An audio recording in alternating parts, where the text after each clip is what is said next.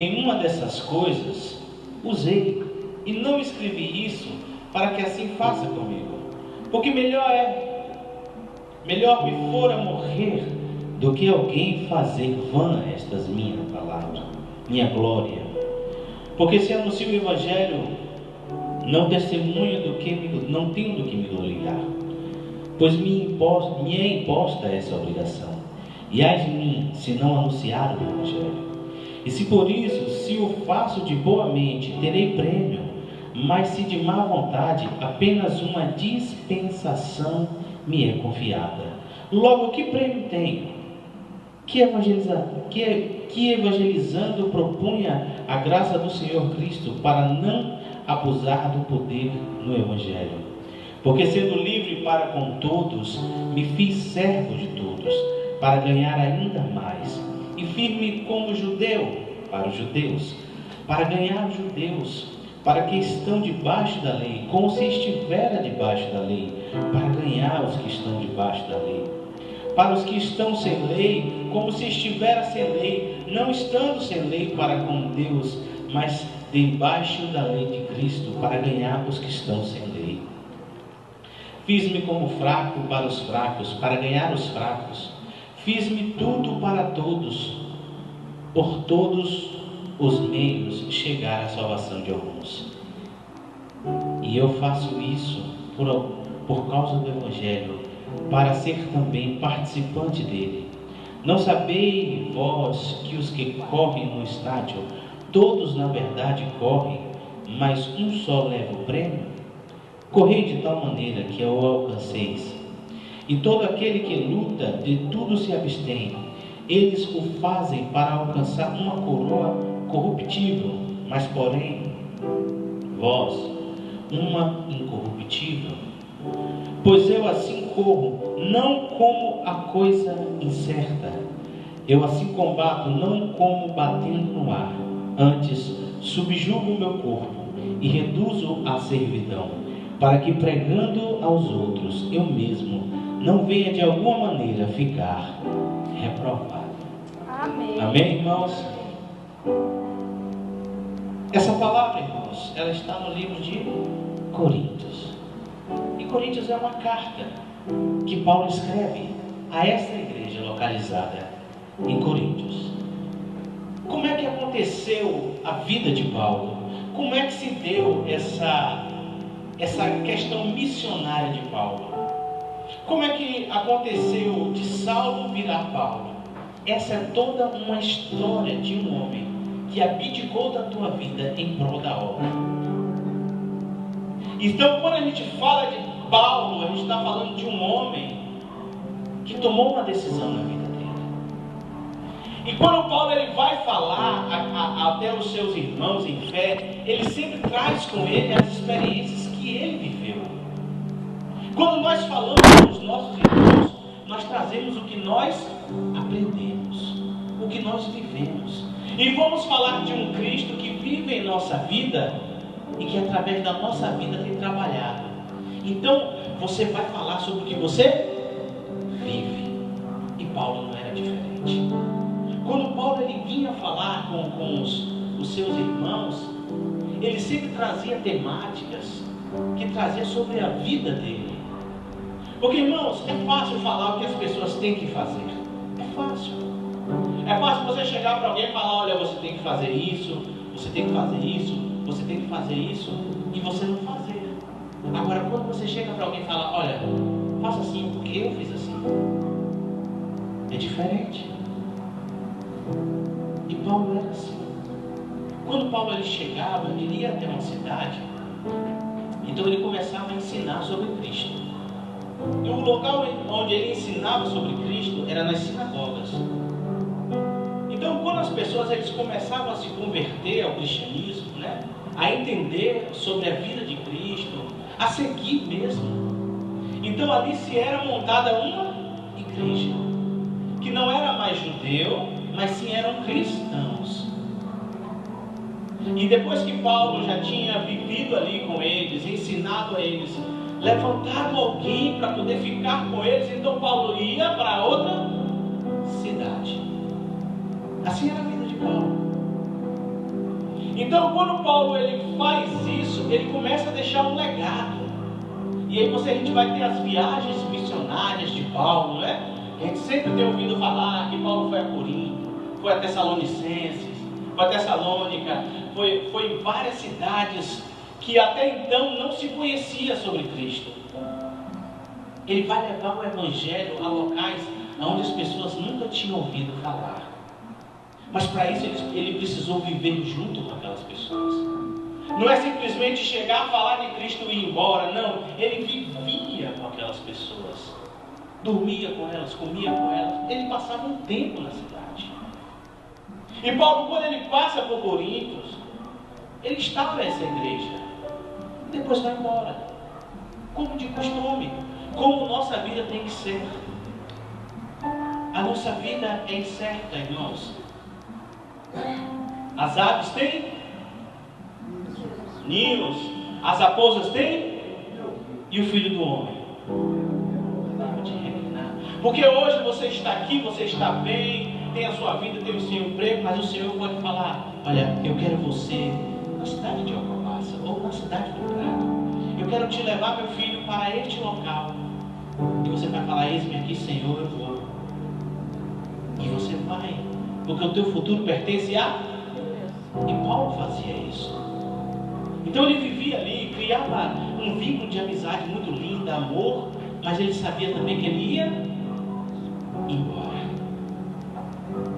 Mas quando ele vai embora, ele vai ficar sabendo algumas notícias da igreja de Coríntios, que não estava legal ainda, que a igreja estava fazendo umas coisinhas erradas, que a igreja de Coríntios não estava fazendo conforme foi instruída. E aí é por isso que Paulo escreve as cartas. Quando você escreve uma carta para alguém, uma mensagem, você está querendo chamar a atenção dela, é porque você está preocupado. Não é assim? O pai, quando está preocupado com a mãe, o filho, você liga. Hoje em dia a gente é mais rápido, né? É WhatsApp, é Facebook, mesmo. Então é rápido. Naquela época, o meio de comunicação mais rápido que tinha era a carta. Então Paulo escreve uma carta a eles, chamando a atenção sobre algumas coisas, ensinando. Então essas cartas, irmão, o que nós estamos lendo aqui é um gesto de amor, é um cuidado de um pastor para a sua igreja. É um gesto de amor de um irmão para com o outro. É o gesto de amor de um pai para com o filho. Aqueles que amam, que exortam, que chamam a atenção. E quando Paulo ele começa a escrever, ele vai escrevendo sobre vários assuntos, porque essa carta ele vai trazer vários assuntos que estavam tendo problema na igreja. Ele vem falar sobre a vida cristã. E ele faz uma comparação sensacional. Ele começa dizendo: olha, eu não prego o evangelho por causa de mim, não. Eu não sou bom por causa disso, não. Eu prego o evangelho porque o Senhor assim me colocou como uma obrigação. E eu faço nada mais, nada menos do que servir a Deus. Eu não tenho mérito por isso, não. Eu não tenho mérito nenhum por ser Paulo, por fazer essas coisas. Não há mérito nisso. Até porque eu tenho um objetivo, que é, apesar de eu ser livre, eu me ponho à disposição do outro. Ele diz: olha, o Senhor me libertou. Mas mesmo o Senhor tendo me libertado, eu tenho me posto à disposição do próximo. Eu tenho me posto à disposição de não ter uma vida conveniente, como todos os outros têm, de esposas, de filhos, de vir para casa, de ter aquela vida mais comum. Eu tenho uma vida itinerante. Mas isso também eu faço de bom grado, eu faço isso com maior amor ao Senhor. O que eu faço ao Senhor é por amor, e por amar ao Senhor eu tenho me posto à disposição de todos. E quando ele fala isso, ele fala: olha, eu me fiz judeus para os judeus. Não que eu seja judeu, mas eu tenho, apesar de eu ter a compreensão de Deus, da verdade, eu tenho paciência de ouvir as pessoas. Eu tenho paciência de sentar e conversar com elas. Eu tenho paciência de me relacionar com as pessoas e entender elas. E elas vão ficar tão confortáveis ao meu lado, que elas vão achar até que eu sou um judeu, mesmo eu não sendo judeu. Porque eu não vou chegar nas pessoas e vou obrigar elas a aceitar o que eu aceito. Nem vou imputar nela uma verdade que é minha. Eu apenas vou apresentar um Deus vivo e transformador. Aleluia, Jesus, glória a Deus. Com muito amor e muita graça. Glória a Jesus. Quando Paulo diz, olha, eu me fiz sem lei, mesmo tendo lei, não é que Paulo viveu como um bandido, não. Paulo não viveu como um bandido. Mas é que aquelas pessoas que não tinham lei, eles se sentiam tão à vontade com Paulo, que era como se Paulo fosse um deles. Mas Paulo nunca mudou o seu comportamento. Ele sempre foi reto, perfeito na presença do Senhor. E por mais que ao redor da gente as pessoas queiram nos subjugar, nos colocar em um padrão, quando você serve ao Senhor de verdade, as pessoas começam a te reconhecer. Porque você não age mais com força, com violência, mas sempre com amor, com paciência, com dedicação. Porque as coisas do Senhor, elas são longânimas. Quem já ouviu falar essa palavra? Ela requer um tempo para acontecer, não é de imediato. Tem coisas do Senhor que a gente só vai poder contemplar depois de muito tempo de luta. E aos poucos, vagarosamente. E o Senhor, Ele tem pegado a nossa vida e transformado vagarosamente. E você, se você tiver paciência, você vai contemplar. Aí você contempla o que o Senhor faz na sua vida. Mas talvez no nosso coração ele é imediato, ele quer logo. Eu peço um milagre hoje, o milagre tem que ser hoje, porque se for amanhã Deus já não presta. Tem gente que é imediatista, ele quer logo. E quando Paulo ele vai ensinar até esses, Paulo diz, olha, tenha paciência. E ele compara a vida cristã à vida de um atleta. E isso para mim é sensacional. Como hoje a gente ainda contempla. Quantos assistem Olimpíadas aqui? Levante as mãos, já assistiu Olimpíadas? Quantos conhecem a vida de um atleta? Quem conhece já conheceu algum atleta, sabe como é que funciona? É incrível, porque olha o que Paulo diz. Não sabeis vós que todos correm, mas na verdade um só ganha o prêmio? Sabe o que Paulo está dizendo? Ele está dizendo, olha, vocês estão vendo os atletas? Como é que eles fazem? Olimpíadas, vamos falar de Olimpíadas. 100 metros rasos. Usain Bolt, quem conhece Usain Bolt? 100 metros.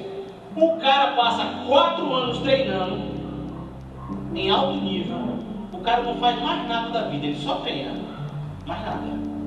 Você sabe quantos segundos ele corre? 10 segundos. Imagine, a sua vida vai ser decidida em 10 segundos. Se ele ganha, ele tem patrocínio, tem mídia, dinheiro, tem tudo. Mas se ele perder, perde muita coisa. Ele passou 4 anos da vida dele se dedicando única e exclusivamente a ser um corredor de 100 metros rasos.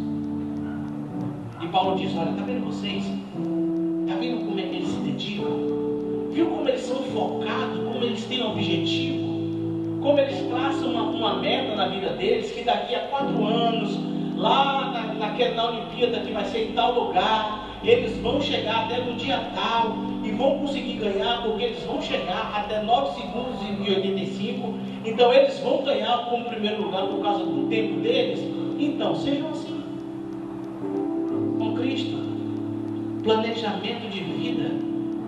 Planejem a sua vida a longo prazo em Cristo. Amém, Jesus. Tem uma meta, tem um objetivo, tenha um foco. Não vivam por viver. Só que a diferença, meus irmãos, é que Paulo fala, eles correm por uma coroa corruptível, ou seja, aquele prêmio, aquela medalha olímpica, que logo depois que ganhar, o outro que ganhar, todo mundo esquece. Mas nós corremos por uma medalha incorruptível, que é a salvação. Aleluia, Jesus, glória a Deus. E eterna. Louvado és tu, Jesus. Quando Paulo chama a atenção deles para isso, Paulo quer dizer, olha, meus irmãos, em Corintos e em toda a esfera da terra, vocês se dediquem ao Senhor. Se dediquem ao Senhor. De todo o seu coração. De todo o seu entendimento. E busquem ao Senhor. Porque o que vocês têm como recompensa é algo inacreditável. É algo que vocês vão contemplar durante toda a eternidade. Então vocês precisam ter um planejamento de vida. Ter metas. Objetivos. Pensar a longo prazo. O Senhor cria toda a terra. Separa o firmamento da água, amém? Amém. O Senhor cria a natureza, cria os animais. Depois que o Senhor cria tudo isso, o Senhor cria o homem, dá ao homem a capacidade de pensar e de raciocinar e de dominar todos os animais. E você sabe o que é que o homem faz? Não pensa, não domina, não faz nada do que o Senhor colocou ele para fazer. De que adianta a gente ter uma cabeça que pensa, uma cabeça que raciocina, se a gente não usa? Se a gente quer esperar sempre pelo que vai acontecer, sem mesmo pensar no que vai acontecer, sem mesmo planejar a nossa vida. Paulo está dizendo, não sejam cegos e imediatistas, mas pensem a longo prazo. Olhem para o futuro. Planejem no Senhor, mas planejem. Tenham planos de vida. Para que você alcance grandes vitórias lá na frente, você precisa planejar agora.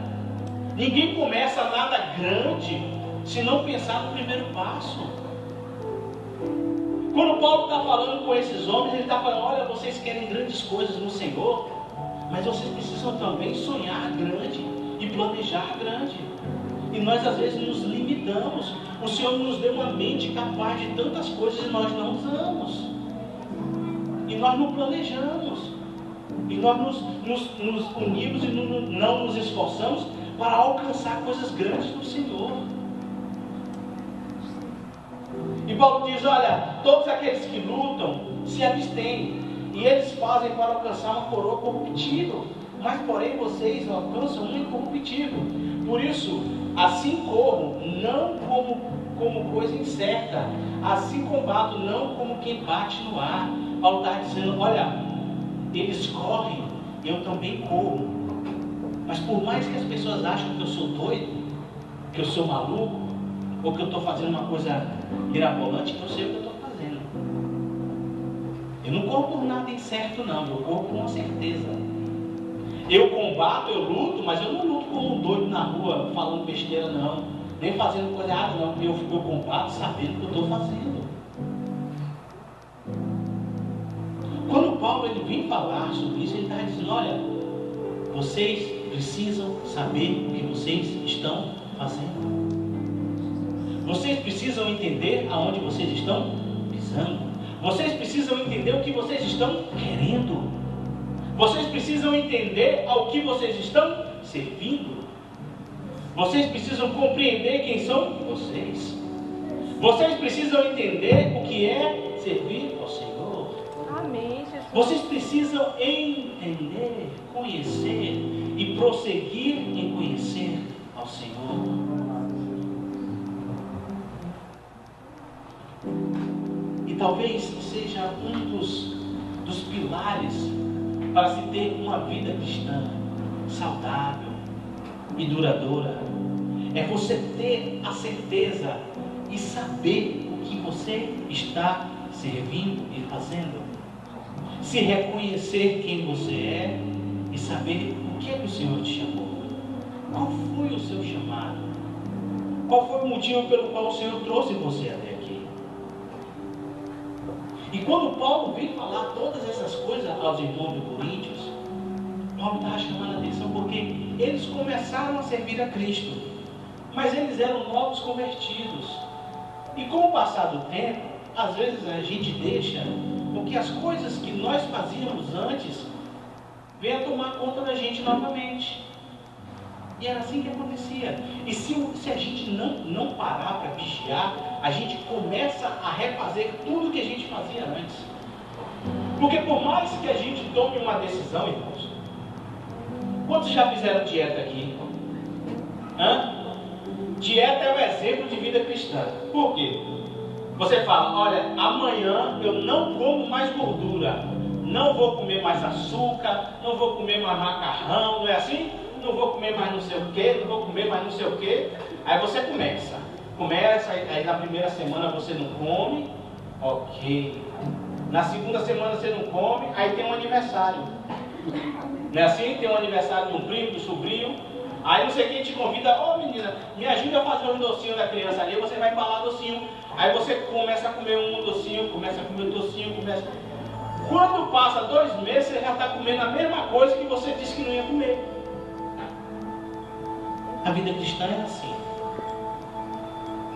A nossa vida cristã, se a gente não vigiar, a gente retoma a fazer tudo que a gente fazia antes, sem perceber. E o pior é que a gente volta a fazer e ainda se pergunta, não sei por que eu estou engordando de novo. Claro, você está comendo tudo de novo que você não comia. Aí você pergunta, meu Deus, por que não está dando certo? Eu estou fazendo as mesmas coisas que eu estava fazendo antes. Então, a santificação que a Bíblia tanto fala é um processo. Por ser um processo, é algo que você tem que passar de etapa em etapa. É dia em dia, é de glória em glória. A batalha, ela não para. Se a gente cochilar, meu irmão, o inimigo vai entrar. Se a gente vacilar, o inimigo ele já chegou junto. A gente precisa realmente fazer a vigilância que o Senhor tanto nos pede. Isso a gente precisa. Então, como é que a gente faz uma vigilância? É fazendo o que Paulo falou. Olha, corra, mas saiba para onde você corre e qual o objetivo do que você corre. Tenha um foco. Eu assisti uma entrevista, e foi até engraçado, que foi até uma piada para contar, mas falando sobre os pigmeus, que quando eles saem para caçar um certo tipo de animal, pode passar 1000 do outro lado de outro animal que ele não caça. Mas se ele for caçar o outro, se passar 1000 do que passou, que ele também não caça. Quando ele tem um objetivo, ele só caça aquilo.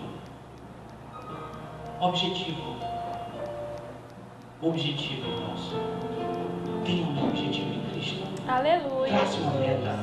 Trace um local para você chegar e diz, Senhor, coloque no meu coração o que eu devo fazer. Porque como é que você vai contemplar uma vitória se você não tem aonde chegar? Você tem que contemplar a vitória. Isso é até um ânimo para o coração do homem. Você fala, Senhor, a minha meta é evangelizar 2 pessoas esse ano. Ó Deus, me coloque 2 pessoas, 3, uma. Ou Senhor, eu preciso ajudar uma pessoa, eu preciso jejuar todos os dias. E quando você consegue aquilo, você fala, Senhor, eu consegui em Ti. O Senhor tem me ajudado. Obrigado, Senhor. Você contemplou uma vitória porque você traçou uma meta. Mas sem meta não tem vitória. Sem objetivo não tem vitória. Traçar uma meta de vida cristã. Objetivo de vida cristã. O que é que eu quero com Cristo? O que é que eu espero de Cristo? A salvação é uma consequência, irmãos. Nós vamos ser salvos. Com certeza, porque se nós amamos o Senhor, nós seremos salvos. Você vê que Paulo ele fala assim, olha, eu vou ajudar os outros. Eu estou ajudando todo mundo, eu quero servir todo mundo. Porque ele tem certeza já da salvação. Ele já tem a certeza, porque ele tem dentro dele Deus presente. Então o que ele precisa? Levar Deus para os outros. E ele tem um objetivo de vida. Qual era o objetivo de vida de Paulo? Ele saiu da onde ele estava para levar o Evangelho e viver com aqueles que não conseguiam ainda ter ouvido falar de Jesus. É um objetivo de vida. E acredito eu que quando Paulo foi para Coríntios, que viveu com aqueles homens, que edificou a igreja, que saiu de lá e falou: meu Deus, obrigado. O Senhor cumpriu a tua obra aqui através da minha vida. Aleluia. Agora, Senhor, eu vou para outra cidade. Ele cumpriu o objetivo de Deus. E agora ele vai para outra cidade. Quem sabe ele foi para Tessalônica. E lá ele chega em Tessalônica, novamente, tudo de novo, sendo perseguido, sendo julgado, vivendo, fazendo rede para não pesar os irmãos. Ele chegou, edificou outra igreja e disse: Senhor, obrigado. O Senhor me ajudou até aqui. Agora eu vou para outra cidade. Mas ele tinha um objetivo de vida. E qual é o nosso objetivo de vida, irmãos? O que é que o Senhor tem colocado no nosso coração como alvo para que a gente chegue até lá? O nosso maior alvo é a salvação, mas existem subpassos, ou subtópicos, ou ainda pequenos alvos que nós temos que almejar e querer. E eu conversando com minha esposa sobre o momento que a gente vive e tal, eu falei: filha, é muita coisa para a gente fazer. Eu fico olhando e falo: meu Deus, como é que vai ser? Né? É muita coisa. Mas eu paro, penso, tem que fazer, né? Deus falou para fazer, eu vou fazer. Eu não vou retroagir, eu não vou voltar. Mas tem algumas metas, a gente tem algumas metas de curto e médio prazo, que a gente vai chegar até lá e nós já estamos contemplando a vitória. Aleluia. Porque nós visualizamos que a vitória é certa, nós estamos fazendo aquilo que o Senhor pede para fazer, para chegar até lá. E nós temos que ter isso como igreja em Cristo. Como nós, igreja, todo mundo junto, nós temos que ter um objetivo. Para que a gente não corra como doido quem corre na rua. É como se desse um tiro aqui, sai todo mundo correndo para um lado, ninguém sabe o que aconteceu, o que é, todo mundo corre para tudo quanto é lado sem objetivo nenhum, não é assim? Mas em batalha ninguém corre cada um para o seu lado, não. Em batalha se tem um objetivo. Quando nós estamos em batalha, quem comanda é o general. Aleluia. E quando o general diz vai para frente, todo mundo vai para frente. Vai para trás, todo mundo vai para trás. Para a direita, para a direita. Recua, recua, ataca, ataca. Mas nós temos um general e é Deus. Glória E a é Ele Deus. que comanda a nossa vida. Ele comanda este exército aqui. Aleluia, Jesus louvado. Mas também existe o treinamento individual de cada soldado. O treinamento ele é um coletivo, existe o ataque coletivo, a igreja ataca coletivamente as trevas, mas também nós atacamos individualmente como soldados, porque cada soldado ele vive uma vida particular. Cada soldado tem a sua história. Uns é filho de soldado, outros é novos soldados. E Paulo, quando ele vem falar aqui no capítulo 9, um pouco antes, os irmãos tiveram a oportunidade para ler, eles falam assim: por acaso o soldado luta por causa própria? Não, ele se alista no exército para lutar por uma causa maior. E quando nós nos alistamos no exército de Cristo, é porque nós aceitamos lutar por uma causa maior. Mas também nós temos as nossas causas para lutar. Louvado, Jesus. Nós temos os nossos problemas, a nossa vida pessoal, as nossas batalhas, as nossas aflições. Nós temos o nosso coração, a nossa carne para ser vencida. Então Paulo está instruindo a igreja em muitas coisas, que ela precisa se doutrinar e ficar esperta. Mas Paulo está chamando o povo a quê? A pensar. Pense. Note que Jesus, todas as vezes que ele vai conversar com alguém, na maioria das vezes Jesus responde com uma pergunta. Jesus ele sempre tem uma pergunta para aqueles que vêm com a dúvida para ele, porque Jesus quer que você busque a sua resposta. Nós procuramos respostas fáceis, caminhos fáceis, quando na verdade nós temos que procurar a resposta certa e não a resposta fácil. Nós temos que procurar o objetivo certo e não o objetivo fácil. Nós temos que ser uma igreja que buscamos as coisas certas do Senhor e não as coisas fáceis. E quando Jesus pergunta à pessoa que pergunta a ele, tu quer um exemplo fácil? chegaram para Jesus e falaram: nós devemos apedrejar ou não aquela mulher? Ele: atire quem não tiver primeiro. Quem não tem pecado? Atire a primeira vez. Olha a pergunta aí. Ó. Jesus transfere a responsabilidade para aqueles que estão com a pedra na mão. Jesus, ele trabalha assim. Ele pergunta para você e para mim: e aí, meu filho? Você tem pecado? Não atira mesmo. Se você tem, você recua. Não, porque eu sou falho, não posso julgar ninguém, eu sou falho, eu fico na sua. Então Jesus, ele convida a gente a pensar, a usar isso aqui, o cérebro. A coisa mais fantástica que o Senhor criou no corpo da gente é o cérebro, faz tanta coisa. E nós precisamos usar isso como igreja. E ele, no final, ele termina com um alerta, dizendo: antes subjugo o meu corpo e reduzo a servidão, para que pregando aos outros, eu mesmo não venha de alguma maneira ficar reprovado. Antes subjugo o meu corpo, ou seja, eu domino o meu corpo. Eu domino o meu corpo. Quem manda sou? E a gente manda na gente mesmo? Hã? Quantas vezes eu invadi a geladeira de madrugada para comer sem fome? Misericórdia. Eu não estou mandando em mim. Quantas vezes a gente faz coisas que a gente falou que não ia fazer?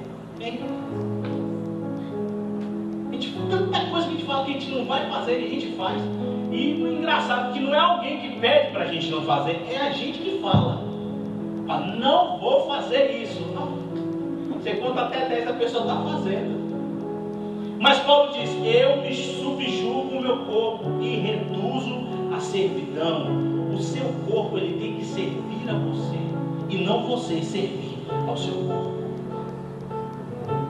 Isso quer dizer, você vai fazer de maneira consciente o que você quer, porque o seu coração, a sua alma é voltada para Cristo. Então a sua vontade, ela vai estar atrelada a Cristo. Logo você vai fazer a vontade de Deus. Agora, se você fizer a vontade do seu corpo, você não vai fazer a vontade de Deus. Porque o corpo pede o alimento, o espírito pede o jejum. Jesus quer o id, o corpo quer a cama. Jesus quer a oração de madrugada, o corpo quer o sono. Jesus quer o amor ao próximo, o corpo quer o amor a si mesmo. Parem a boca, meu opinião primeiro. Não é assim? O corpo quer comida primeiro para ele, o que sobrar eu alimento o outro. Essa é a vontade do corpo, essa é a vontade humana.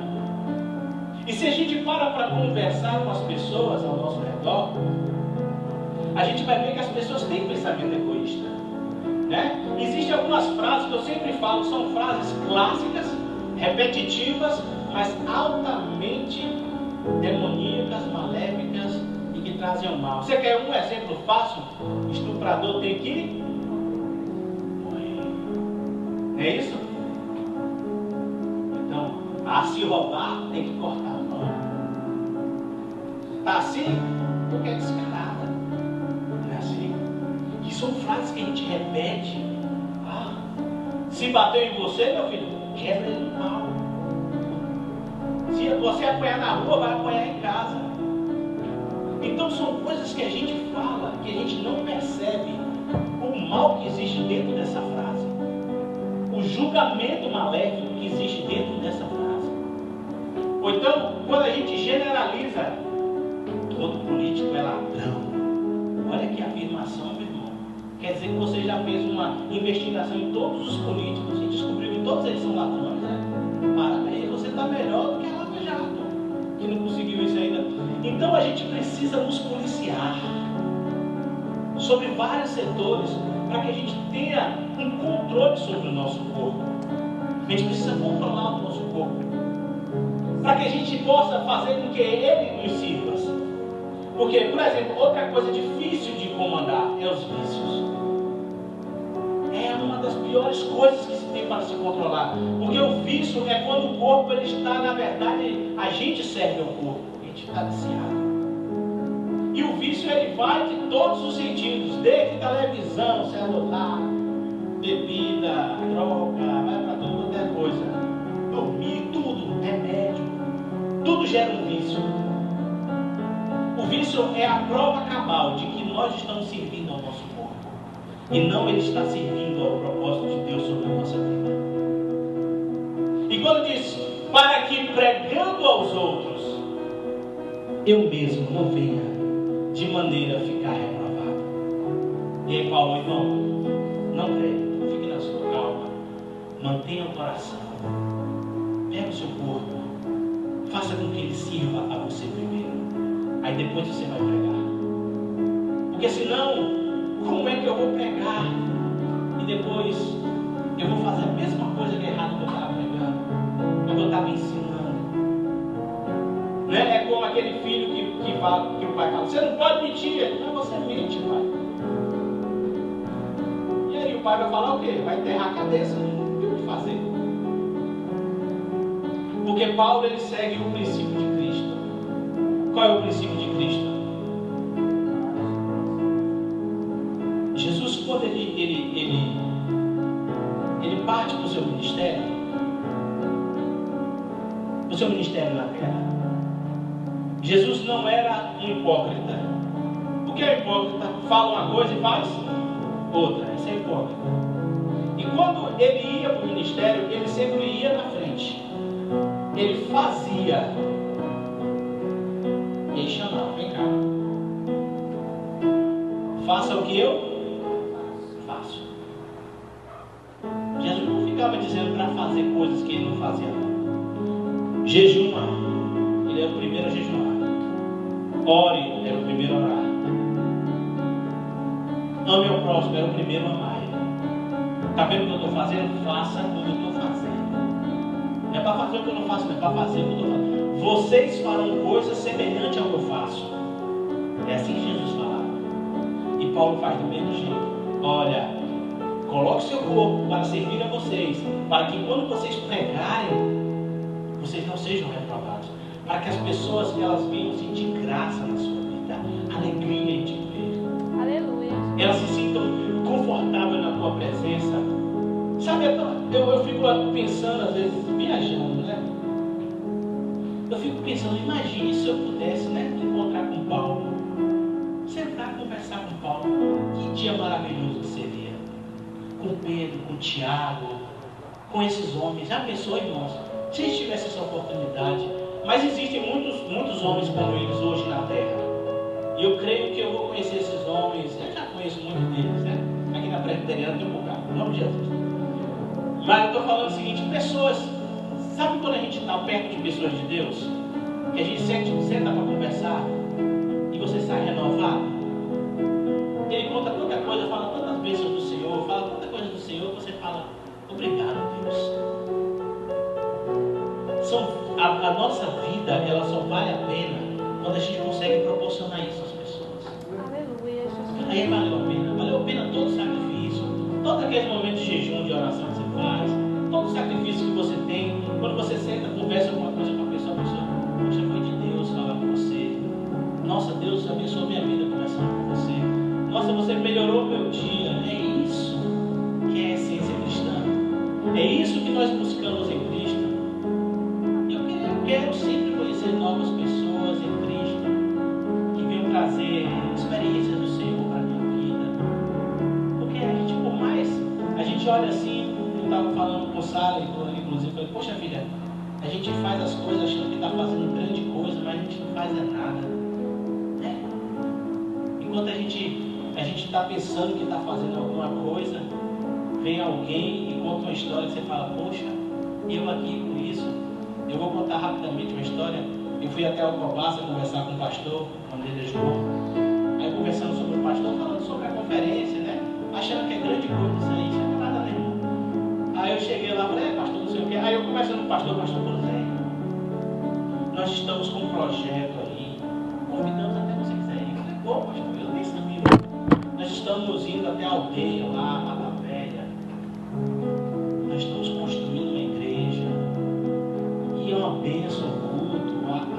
pessoas estão se rendendo a Cristo, eu comecei a olhar para a cara dela e falei, Aí ele falando que aquelas pessoas andavam 3 horas para chegar até a igreja. Aí o culto terminava 10, quando eles voltavam, chegava 1 hora da manhã em casa, os índios. Aí eu olhei para a cara dele e falei, rapaz, você está me quebrando com as pernas. A gente acha que está fazendo grande coisa, irmãos. Mas quando a gente depara com o servo dos senhores, a gente percebe que tudo que a gente faz é pequeno. Porque o Senhor é grande. E as coisas do Senhor são gigantescas. A gente pode fazer o máximo na terra. Como o Billy Graham falou que o que eu vou falar para Deus quando eu chegar no céu? Né? O que eu vou apresentar? Um dos maiores pregadores do mundo. Ele com essa preocupação. Billy Graham, imagine eu, irmãos. Imagine a gente. Mas o resultado do que a gente faz depende somente de Deus. Se a gente se colocar à disposição do Senhor, a nossa oferta é da viuvinha. A nossa oferta é da viuvinha. Se a gente for olhar o que a gente tem para dar, é uma moeda. Mas quando Deus olha o nosso coração, é tudo que a gente tem.